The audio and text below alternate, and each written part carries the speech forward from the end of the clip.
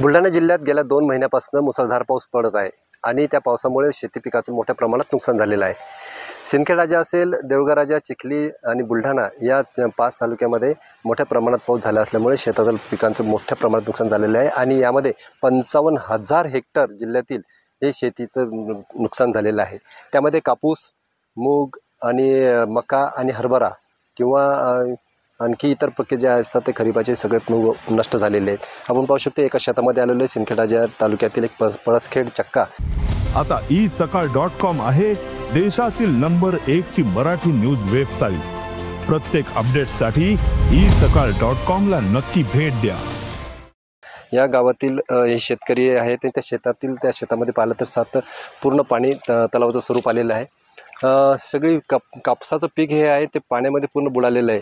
काल कमरे इतकं पाणी होतं, आज ते पाणी थोडं ओसरले, पण आजही पावसाची शक्यता असल्याने पुन्हा शेतकरी हवालदिल झालेला आहे। शेतकरी हा मेटाकुटीस आलेला दिसून येत आहे। आपल्यासोबत काही या भागातील शेतकरी आहेत, त्यांनी शेतामध्ये स्वतः आता पाण्यात बसून आंदोलन सुरू केलं आहे आणि ओला दुष्काळ जाहीर करा अशी मागणी केलेली आहे। भाऊ, तुमची किती एकर शेती आहे आणि तुमच्या शेतामध्ये काय पीक होतं, काय नुकसान झालं?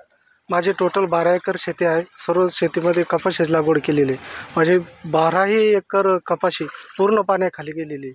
सततधार चालणारा पाऊस, अतिमुसळधार, जवळपास 20 दिवसापासून सारखा पाऊस सुरू आहे। काय मागणी आहे तुमची आता सरकारकडे? माझी सरकारकडे एवढीच मागणी आहे मुख्यमंत्री साहेबांकडे की मला न्याय द्यावा, एकरी हेक्टरी 60,000 रुपये मला मदत द्यावी, एवढीच विनंती। आणि आमचा सिंदखेडराजा तालुका ओला दुष्काळ जाहीर करावा, एवढीच इच्छा आहे।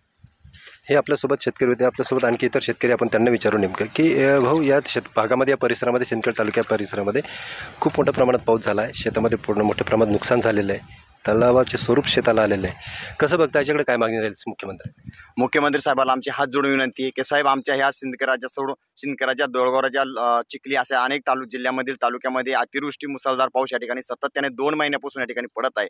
या ठिकाणी पाऊस पडत असताना या ठिकाणी आम्ही सरकारकडे प्रत्येक वेळेस मागणी करतो की आमच्या शेतकऱ्याला या ठिकाणी मदत द्या, पण सरकार आम्हाला या ठिकाणी मदत द्यायला तयार नाही सध्या तरी। आणि जर सरकारने या ठिकाणी मदत दिली नाही तर या ठिकाणी शेतकऱ्याला आत्महत्या केल्याशिवाय दुसरा पर्याय नाही। आणि या ठिकाणी सरकारने एवढीच आमची इच्छा आहे की या ठिकाणी जर न्याय मिळाला नाही तर या पाण्यामध्ये आम्हाला उद्याला आत्महत्या करावा लागेल, ही वस्तुस्थिती आहे। कारण आम्ही गेल्या 2023 पासून सातत्याने या परिसरामध्ये खूप मोठ्या प्रमाणात गारपीट पडली, त्यावेळी सुद्धा आम्हाला न्याय मिळाला नाही। मागील 2024 मध्ये पाऊस पडला, न्याय मिळाला नाही। आताही सुद्धा तीच अवस्था या ठिकाणी निर्माण झाली आहे। सरकारला मी हात जोडून पुन्हा एकदा विनंती करतो की आमच्या शेतकऱ्याला फक्त न्याय द्या, एवढी आमची या ठिकाणी मागणी आहे। प्रति हेक्टर आमच्या शेतकऱ्यांनी सांगितले त्या पद्धतीने द्यावे। बागायती शेतकरी या ठिकाणी आहे, जिरायती शेतकरी या ठिकाणी, आणि या ठिकाणी फळबागायत सुद्धा शेतकरी या ठिकाणी आमचे आहे। या ठिकाणी अनेक शेतकऱ्यांचे नुकसान होऊन सुद्धा सरकार आमच्याकडे लक्ष द्यायला तयार नाही। मुख्यमंत्री साहेबांनी आमच्या या सिंदखेडराजा, बुलढाणा जिल्ह्यातील वल्ला दुष्काळ या ठिकाणी जाहीर करायला पाहिजे। जर वल्ला दुष्काळ जर जाहीर झाला नाही तर आम्ही काही दिवसापूर्वी आंदोलन पुकारलं। याच ठिकाणी अवघ्या 100 मीटर अंतरावर पात्रगंगा नदी वाहते, ही नदीचं पात्र या ठिकाणी आलेलं होतं। त्या नदीच्या पात्रामध्ये जलसमाधी आंदोलन करण्याचा आम्ही या ठिकाणी इशारा दिलेला आहे। फक्त आमची हात जोडून आमच्यावरती वेळ येऊ देऊ नये। तर हे आपले शेतकरी, आपल्यासोबत शेतकरी होते, त्यांनी सामूहिक आत्मदानाचा इशारा दिलेला आहे। शेतामध्ये पाण्यामध्ये बसलेले आंदोलन सुरू आहे। ओला दुष्काळ तात्काळ जाहीर करावा अशी त्यांची मागणी आहे।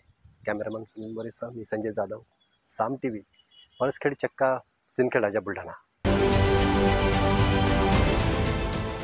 देश विदेशातील प्रत्येक घडामोडींचे लाईव्ह अपडेट मिळवण्यासाठी आता साम टीव्हीच्या सर्व सोशल मीडिया प्लॅटफॉर्मला लाईक, फॉलो आणि सबस्क्राईब करा। तसंच सर्व नोटिफिकेशनसाठी बेल आयकॉन प्रेस करायला विसरू नका।